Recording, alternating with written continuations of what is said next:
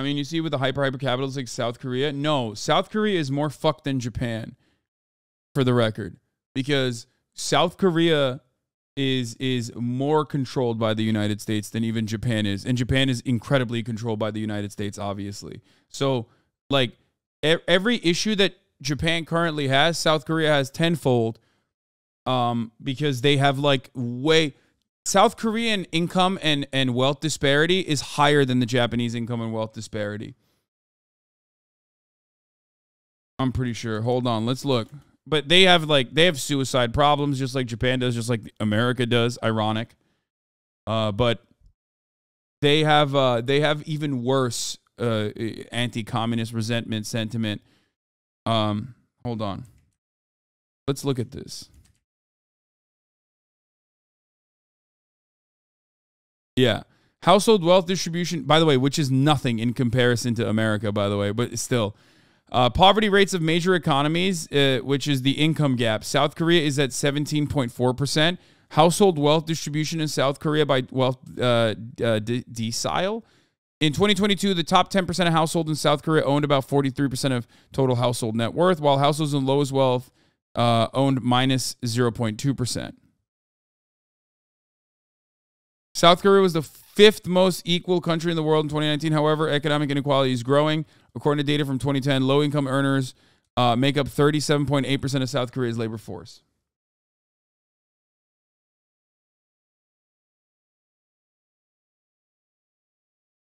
Countries with the highest suicide rates, when you look at OECD nations, it's South Korea.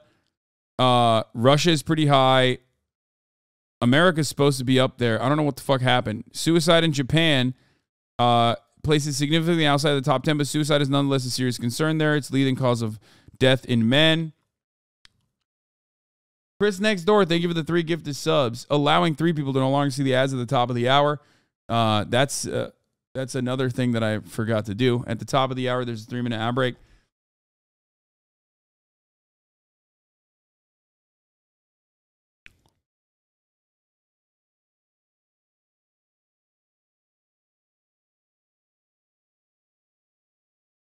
The top 0.1% of wealthy South Koreans made 70 times more than median income earners in 2021. Would you say that this could/will be the future of any nation tied to the U.S.? That is every nation that's tied to the U.S. What are you talking about? That is already every nation that's tied to the United States. What do you mean? South Korea, out of OECD nations, has an insanely high suicide rate. Japan, shockingly, not as high. But the United States is a little bit higher. Which, by the way, I mentioned this and people were like, no, United States suicide rate is not higher. Yes, it is. It is higher than Japan. Look at Norway. Yeah.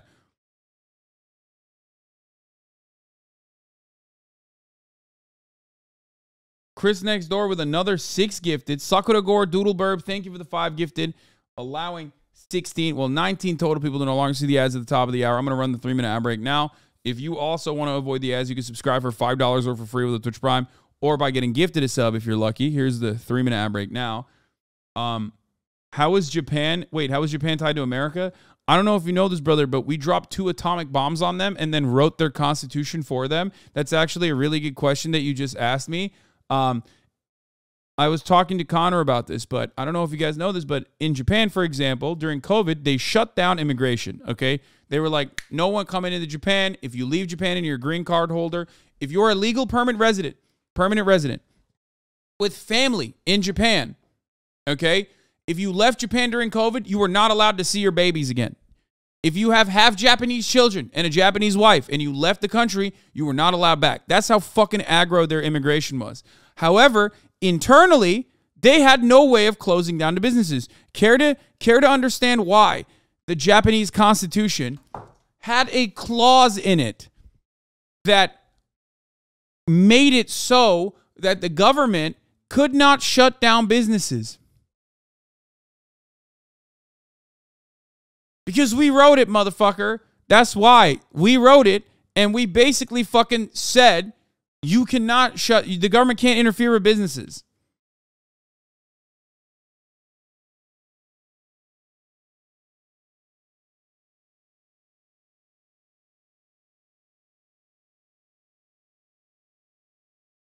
When asked who had the best constitution in the world, Chief Justice Sotomayor said the Japanese constitution because they already had all the shit we fucked up with taken out. That's not even true. Because they kept all the fucking weird, awful shit.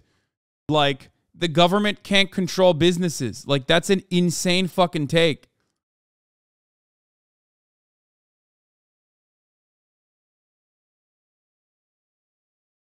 I meant for, like, slavery.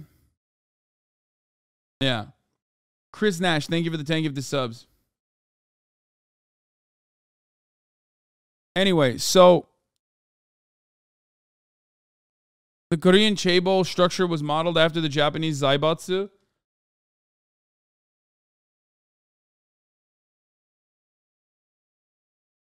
South Korea's economy grew faster than nearby nations because their labor movement stopped them from taking IMF loans in the 90s. Their greatest strength came from a labor movement they pretend doesn't exist. During the Asian finance crisis of the 90s, South Korea was the only one not to take IMF loans and grew faster than Japan as a result. Japan's economy is still bigger, but South Korea grows faster every year. I mean, I think that's only one component, but South Korea does have a labor movement, but it also has insane levels of income inequality, insane levels of wealth disparity, and a hyper centralized a group of wealth that basically control their entire economy,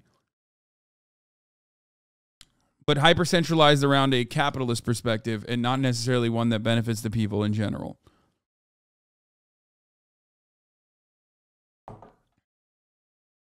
So, but one benefit that really good chapter in History of Neoliberalism by David Harvey on that IMF loan thing. They still crazy capitalists. One thing that South Korea has, and I can't believe I'm saying this, is fucking North Korea. Okay?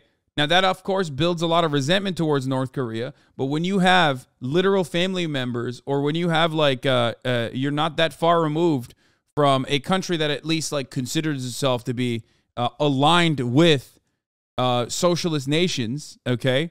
Which was doing significantly better before the dissolution of the USSR, by the way. North Korea wasn't as bad as we understand it. And it's actually doing a lot better now than it used to in like the 90s or in the immediate aftermath of the USSR imploding.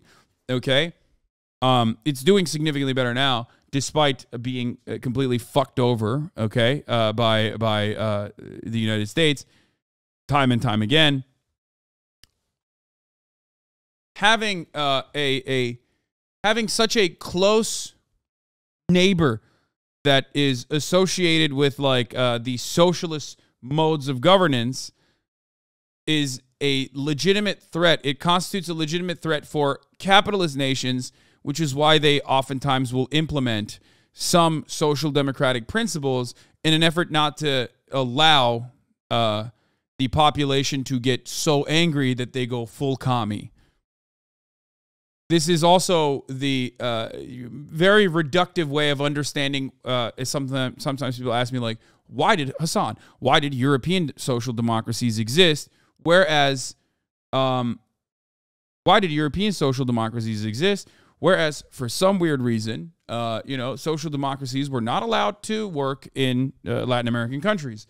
Well, part of that is also because other than like a lack of American interference in Europe, trade unionists and social democratic movements were allowed to continue because their governments considered the USSR to be too serious of a threat.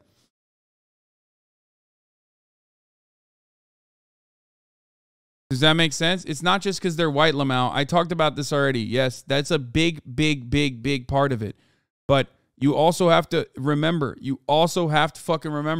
that a legitimate reason for it was because they were too afraid of the USSR's influence on labor movements in Western Europe.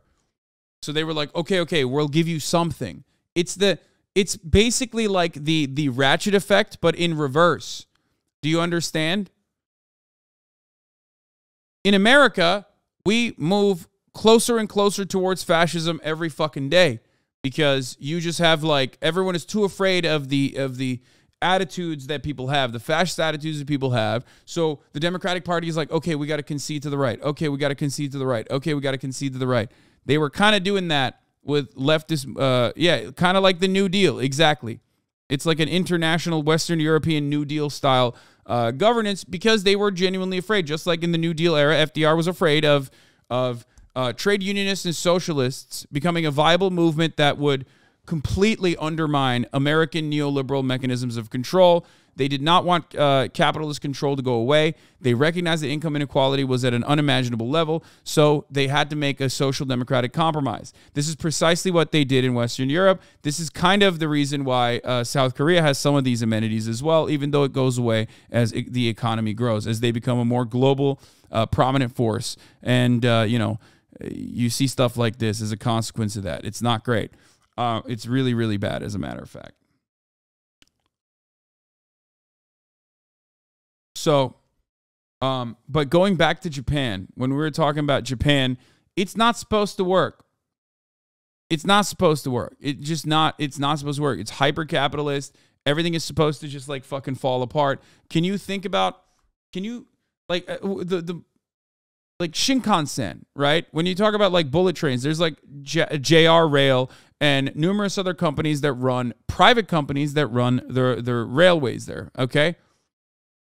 In America, if we had our localized rail systems that privatized, they'd be fucking hitting each other every day. There'd be head-on collisions every fucking day, okay?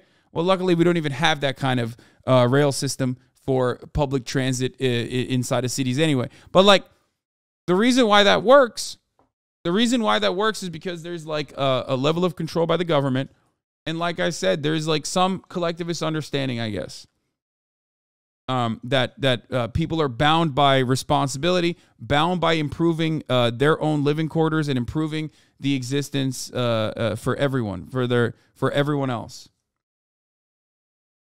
Collectivism in Japan has more to do with feudal traditions than socialism. Yes, it predates socialism. Yes, I 100% understand. Japan is not a socialist country. I mean, they've had labor movements in the past and stuff, but Japan has never been a socialist country.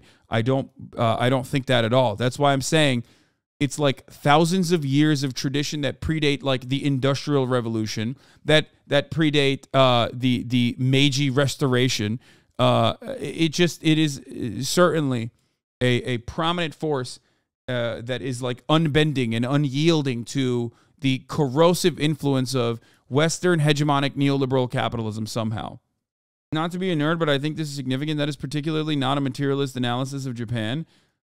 No, I think there's still historical materialism. I just am unfamiliar with Japanese modes of production, but I'm sure that it has everything to do with like the way that they fucking made rice or some shit. I don't know, but there is nothing that you can always make a historical materialist analysis. I just don't know enough about Japan's history, but I'm sure that there is a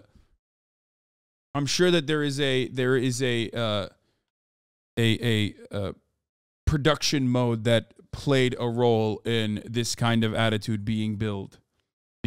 I'm sure that actually, you know what? I'll go so far as to say I'm sure that it has something to do with it being a fucking island nation. So, you got natural resources, but, that probably causes you to have almost a Jusha-like understanding of self-reliance.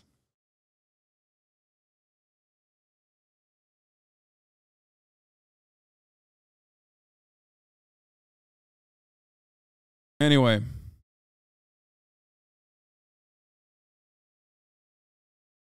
So, we also bankrolled Japan's comeback so they were allowed to thrive more in a capitalist sense. Yes, we've always done that.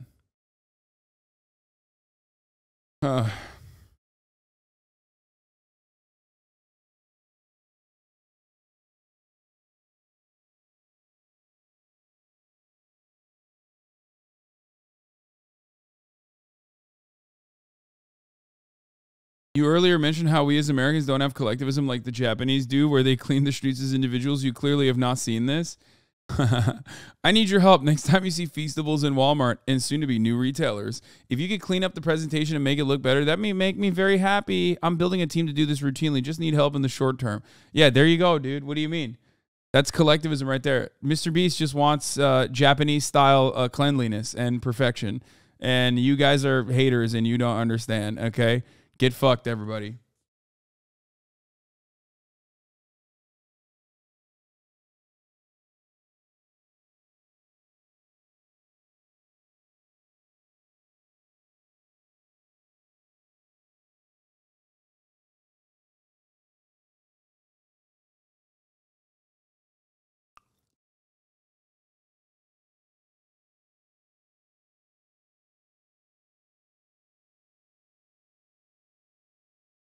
American collectivism is putting carts back in the right area, and we can't even do that right. Have you seen this cute fan art of you and the otters? No, I have not, but it's wonderful. Anyway, I didn't even do a Japanese recap because I immediately dropped into... I didn't even do a Japanese recap of my trip because I immediately dropped into Japan's politics, which I'm sure you guys wanted to hear about because, like, it is important. And it's something that I'm just, like, learning about, and I think I need to do more reading on it. Like, I've experienced it personally, but there's still so many things that I'm just trying to comprehend, okay? There's a lot that I will try to understand. There's a lot that I am trying to still understand, which is why I got to, like, you know, do a little bit of reading into Japanese history, Japanese Marxists, because, you know, I want to get a better understanding of that. Japan policy is super interesting, man. The Bakufu era alone, it was a civil war between a god-appointed emperor and a warlord.